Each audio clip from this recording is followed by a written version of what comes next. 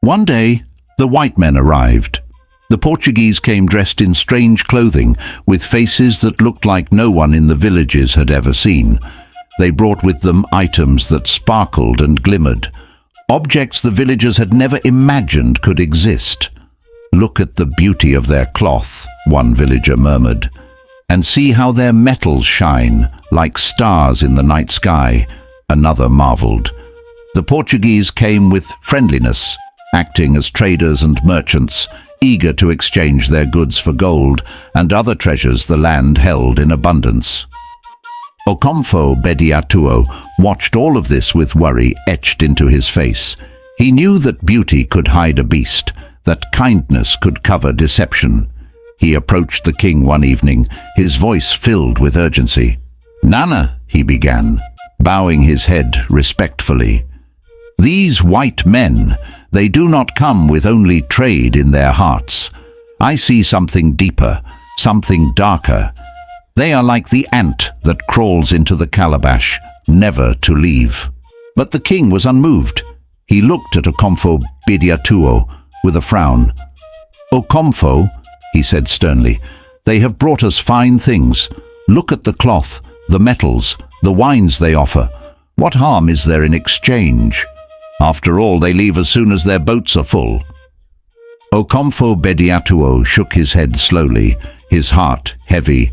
"Nana, gold does not fear rust, but that does not mean it should be left out in the rain. I beg of you, heed my warning.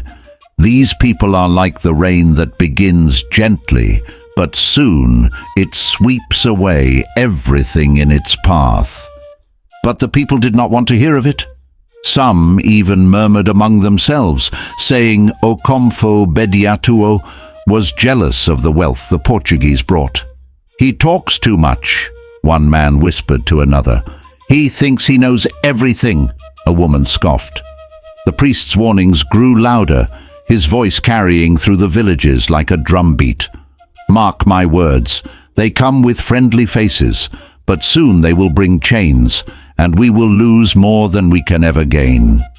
Yet, each time he spoke, he was met with anger and frustration. One day, in desperation, Okomfo Bediako stood at the edge of the village and shouted to the people gathered there, "You cannot hide the truth under a stone forever. When a stranger sits too long in your house, he begins to eye your treasures. Do not let them make our land their home." The crowd erupted. "Enough," someone yelled. The king's advisors were already whispering to him, plotting to silence Okomfo Bediako once and for all. "He is spreading fear," they said. "If we do not act, the people will think us weak." The gods, in their infinite wisdom, whispered to Okomfo Bediako in a dream one night. He saw himself standing in the company of his ancestors, the mighty spirits who had walked the earth before him, guardians of the land and its people. They warned him that his time was near, that his words of truth had sown seeds of enmity among men, blinded by wealth and false promises. The gods spoke plainly. His life was soon to be claimed by those who saw him as a threat. But there was more. His journey was not over. The gods had entrusted him with one last task, one final message that would shape the future.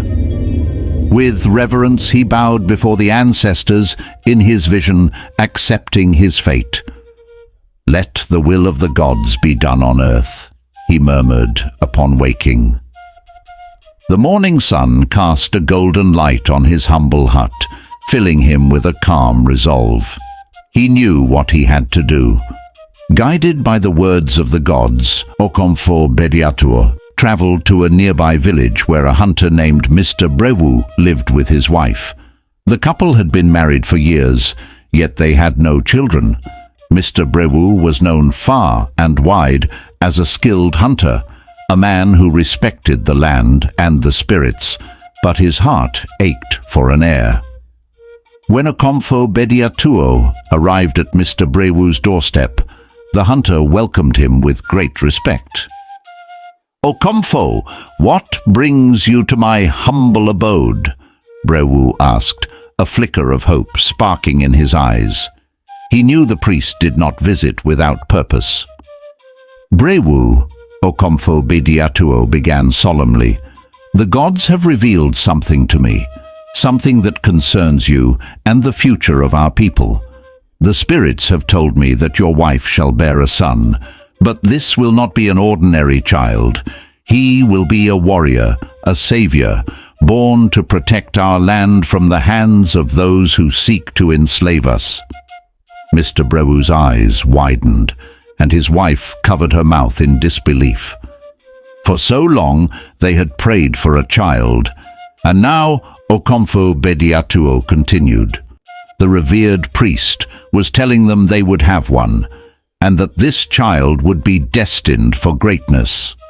But, Okomfo Bediako continued, there is a ritual that must be performed to ensure the child's destiny is fulfilled.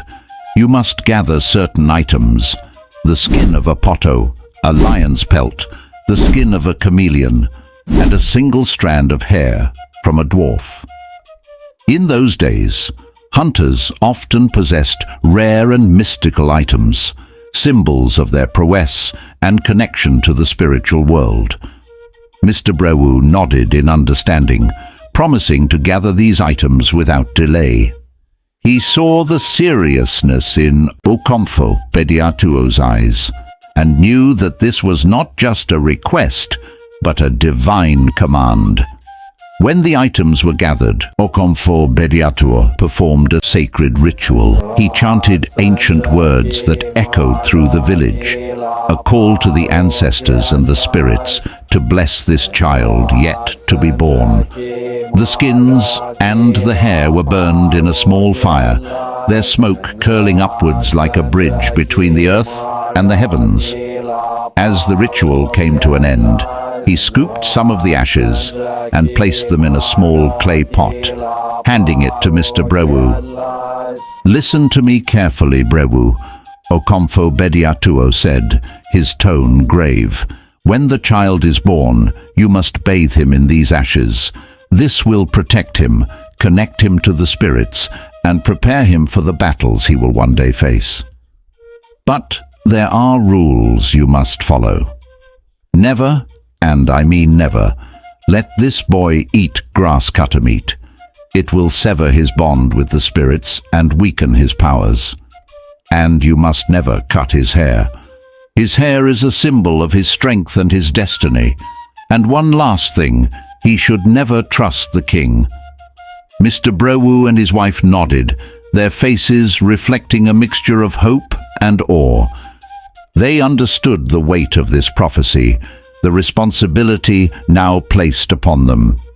They would nurture this child and follow every instruction, no matter how unusual. Before leaving, Okomfo Bediako spoke one last time. "When the child is born, name him Bediako, which means the brave warrior. He will live up to his name and save our people from those who come to enslave us. Though I may not be there to see him grow, my spirit will watch over him."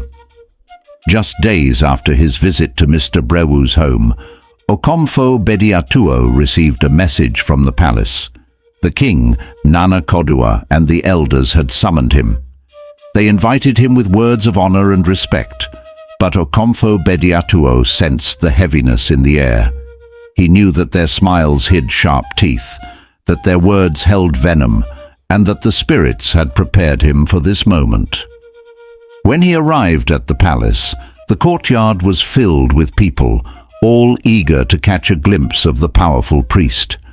The king and elders welcomed him with warmth and smiles that felt like the sun on a stormy day, bright yet fleeting, covering only darkness beneath. "Okomfo Bediako," Nana Koduah greeted him, his voice filled with forced cheer. "The wise one, the seer, the one who hears the whispers of the gods, we welcome you." Bediako nodded respectfully. "Nana," he replied, his gaze steady, unflinching. He knew what lay beneath their pleasantries, but he felt no fear. The king leaned forward, his eyes narrowed with feigned curiosity. "Tell me, Okomfo," he began, "have the gods revealed anything to you about our kingdom's future? Is there a message we should hear?" Okomfo Bediako took a deep breath. He looked around the room, his eyes meeting those of the elders, each one quickly averting their gaze, as if his stare burned like fire. He answered, his voice calm but laced with an undeniable power. "Yes, Nana, the gods have spoken." "And what did they say?" the king asked, his smile faltering just slightly. Bediako's gaze turned distant, as if he was seeing beyond the walls of the palace, into a future only he could glimpse. The gods said, "Truth will soon be killed, and lies will rule. But one day, truth will be reborn, and rise again to defeat lies." The words hung in the air like a spell. The king and elders shifted uncomfortably, knowing full well the plans they had devised. Bediako's words were a mirror reflecting their hidden intentions. Some elders looked down, while others clenched their fists, the weight of guilt pressing upon them. The king's smile returned, sharper than before. "Okomfo, you speak in parables as always," he said, feigning amusement, "but let us share a drink as a symbol of our unity. I, myself, will serve you." Nana Koduah poured palm wine into a cup, his hand steady, his face a mask. He handed it to Bediako, who took the cup with a gentle smile, his eyes never leaving the king's. "Nana," Bediako spoke, holding the cup carefully, "I know what you have given me. I know the path you wish for me to take. But if this is my fate, then I accept it." He paused, letting the weight of his words settle over the room. "I could turn this wine into water, for the gods have granted me that power.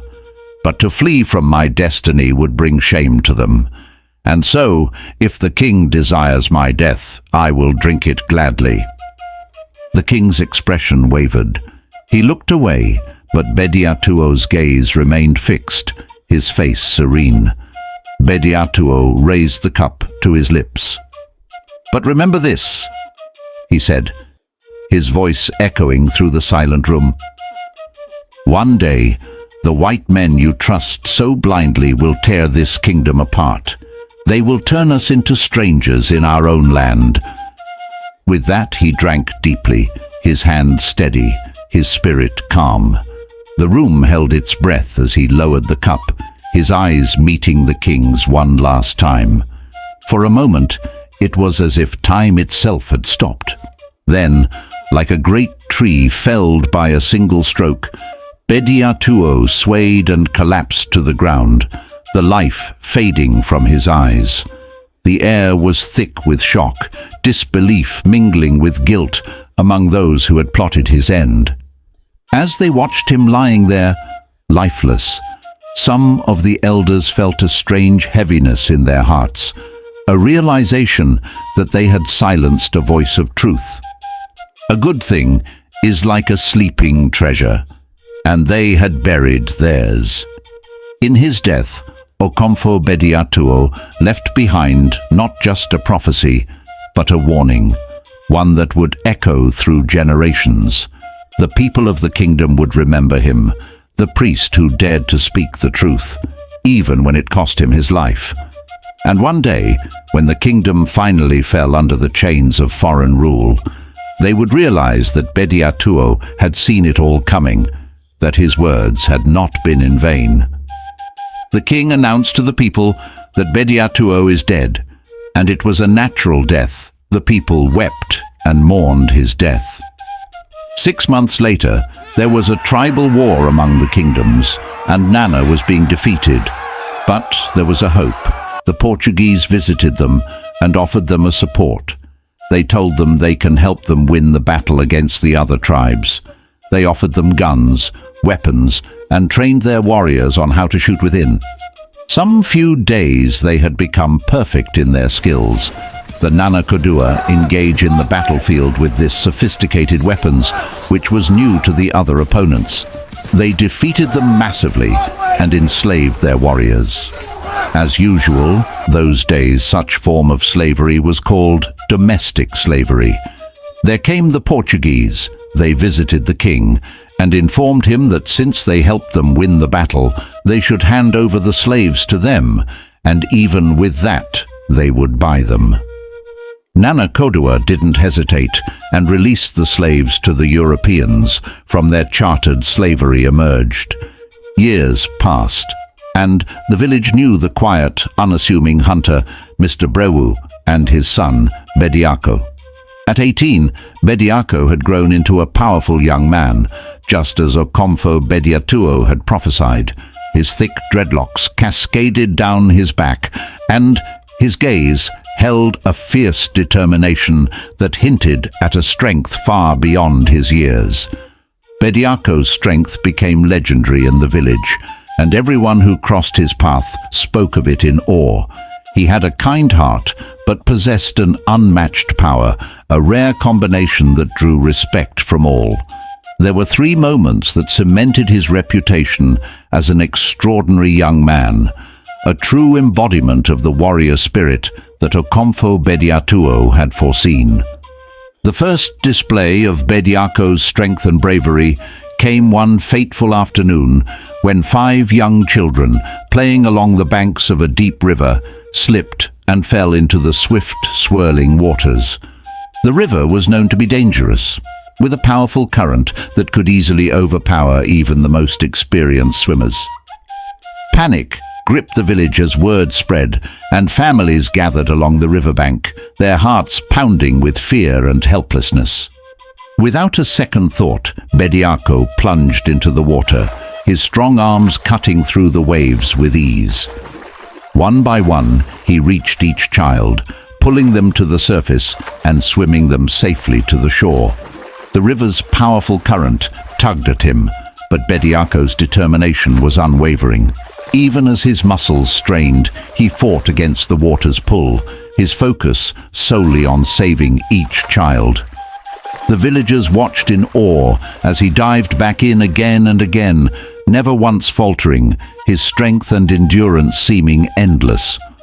By the time he had brought the 5th child safely to shore, Bediako was exhausted but unharmed. His eyes filled with relief as he saw the children reunited with their tearful families. That day, his bravery and strength became the talk of the village, and everyone knew they were witnessing something truly extraordinary. The second moment that showcased Bediako's strength came during a flood season. Heavy rains had swollen the riverbanks, threatening to sweep away the crops that the village relied on. When Bediako saw the waters rising, he didn't wait for anyone's help.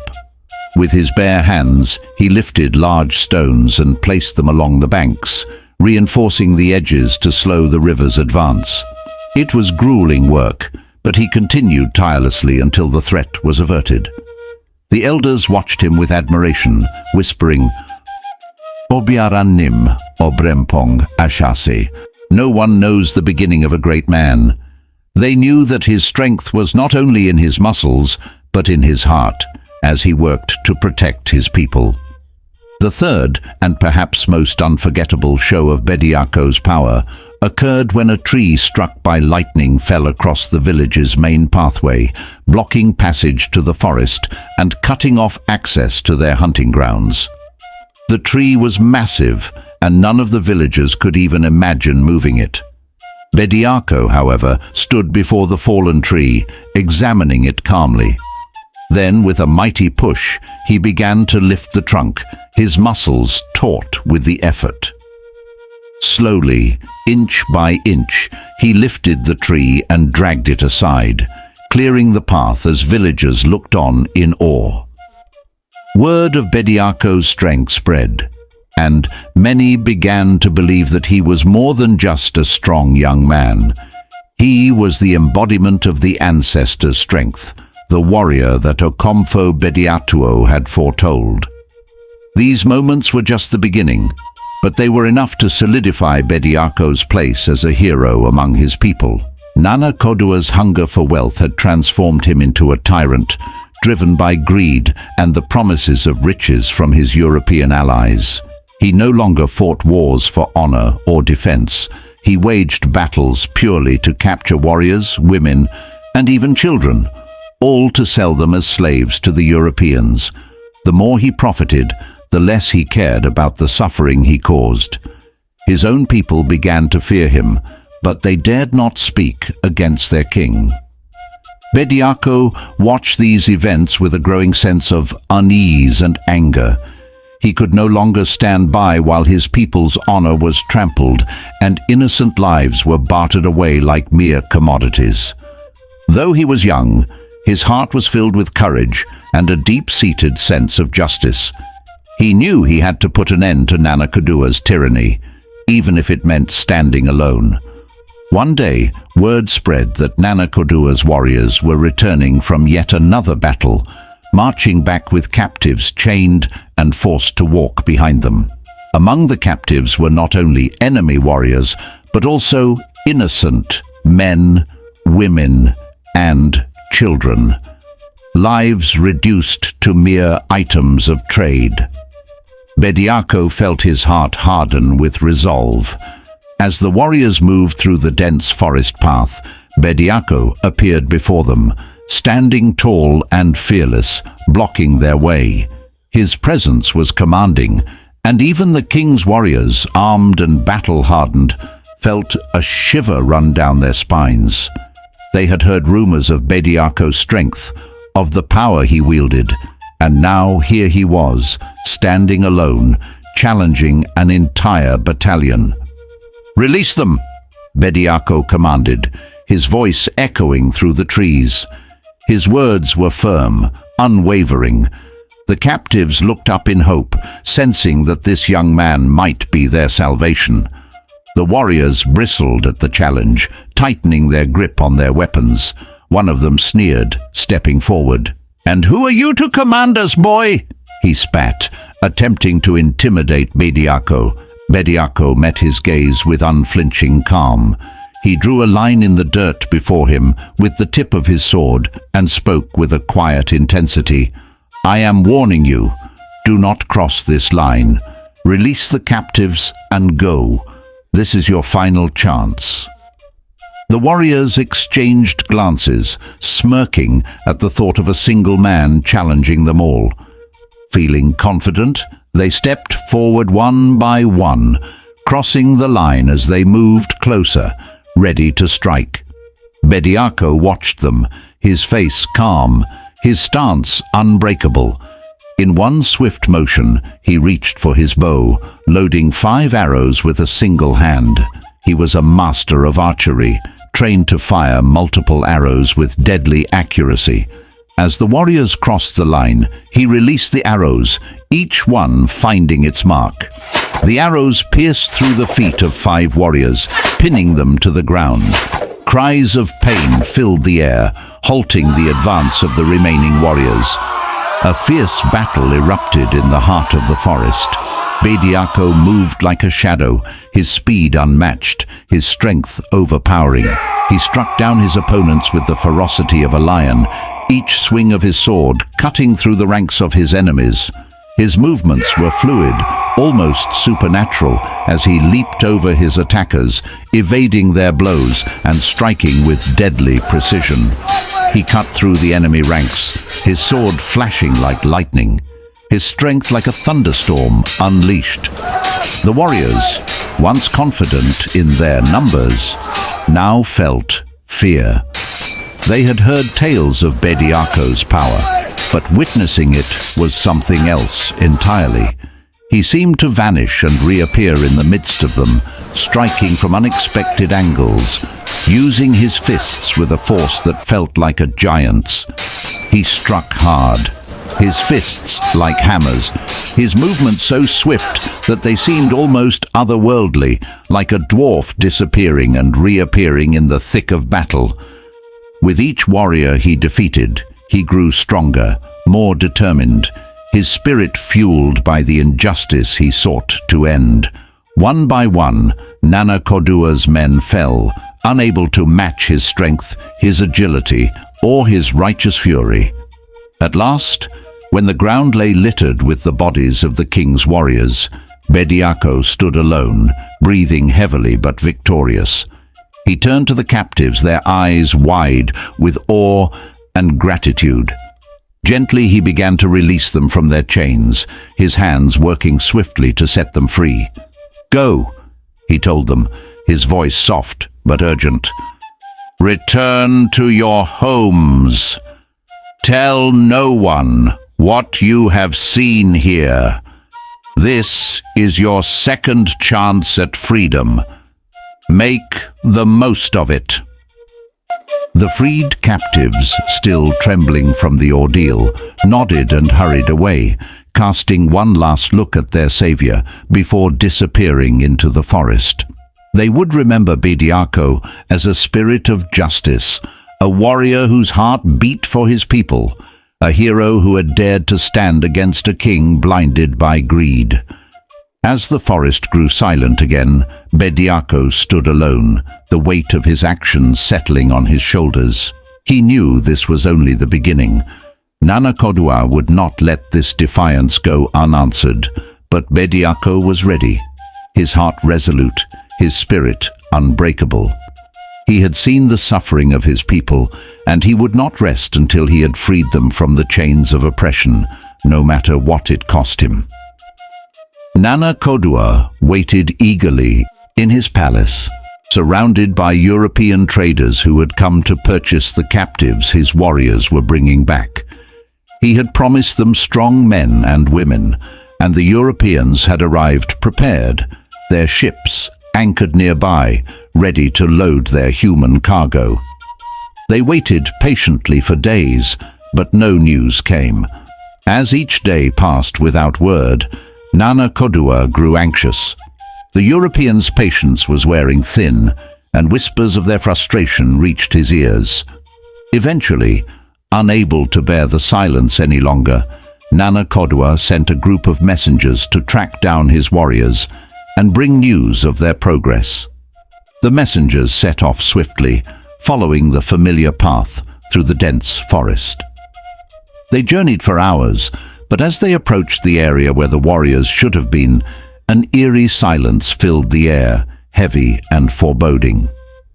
Then, just ahead, they saw something that stopped them in their tracks. Bodies scattered across the ground. It was a horrific sight. Over 200 warriors lay lifeless, as if a fierce, untamed beast had torn through their ranks.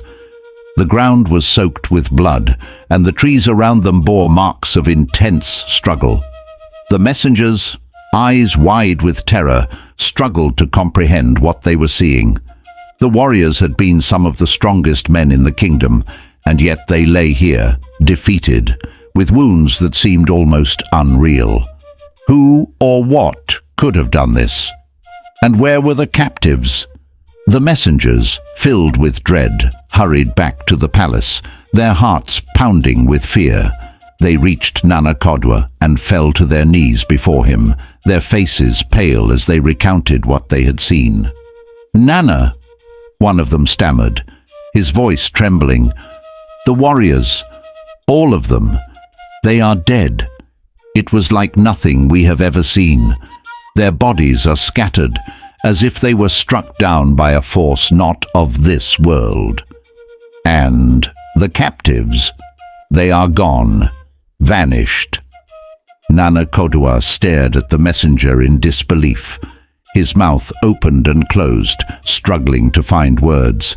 "Impossible!" he thundered. "Over 200 warriors! How could this happen? You must be mistaken." The messengers shook their heads, their eyes wide with the horror of what they had witnessed. "Nana, we saw it with our own eyes. The forest path is littered with their bodies. It was as if a monster had swept through them." As the news sank in, the Europeans, who had overheard the exchange, grew increasingly furious. They had invested resources, expecting a large number of captives to be sold to them.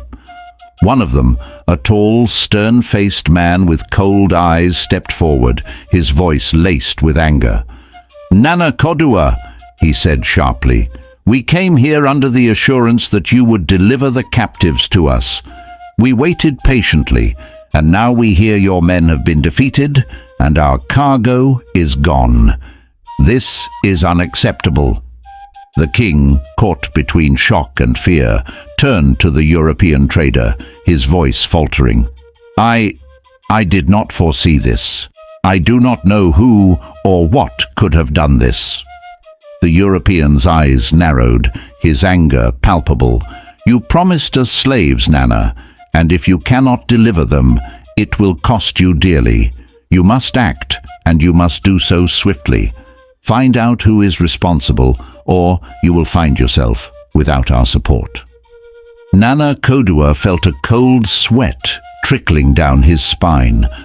The partnership with the Europeans had brought him wealth and power, but now, under the weight of their demands, he felt trapped. The Europeans were ruthless in their pursuit of profit, and he knew they would not hesitate to sever ties with him if he failed to deliver.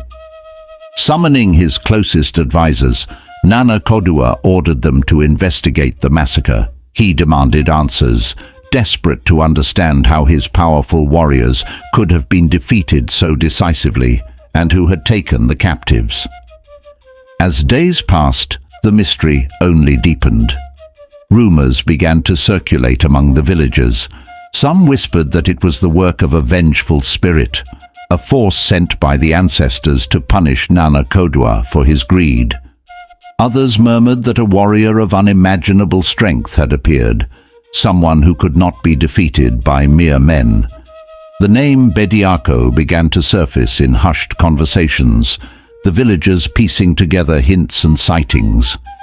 Nana Koduah, hearing these whispers, dismissed them at first, unwilling to believe that a single man could have caused such devastation.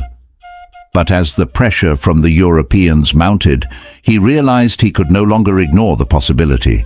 The idea of a lone warrior, someone powerful enough to challenge his authority and disrupt his lucrative trade, filled him with both anger and fear. Determined to get to the bottom of this, Nana Koduah sent more scouts, promising rewards for anyone who could bring him information on the mysterious warrior who had dared to stand against him. The Europeans watched him closely, their patience thin as a blade's edge. And in the shadows, Bediako remained hidden, watching and waiting. He had struck his blow against the king's tyranny, but he knew this was only the beginning. The battle to free his people from the chains of greed and oppression was far from over, and he prepared himself for whatever would come next. Nana Koduah, desperate to uncover the identity of the mysterious warrior who had brought devastation upon his forces, sent spies to a rival village.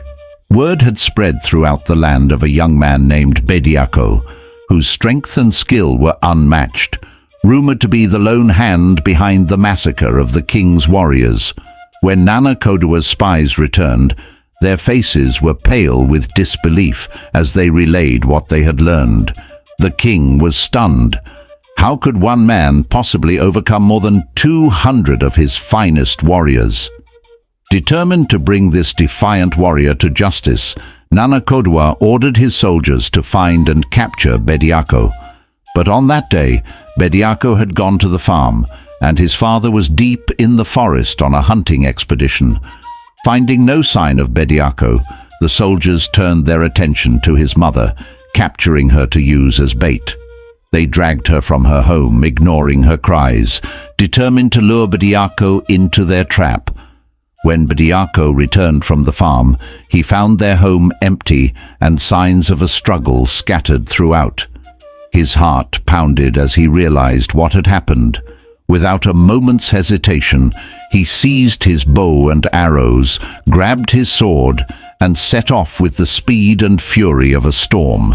He ran through the forest like a horse in full gallop, his mind fixed on his mission, his heart burning with anger and determination.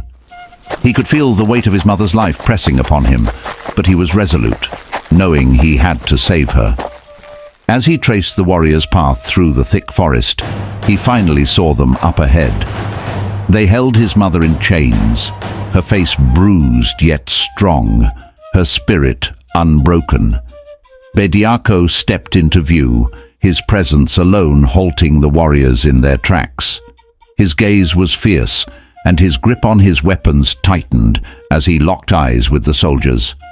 The soldiers raised their spears defensively, aware that they stood before a force they barely understood.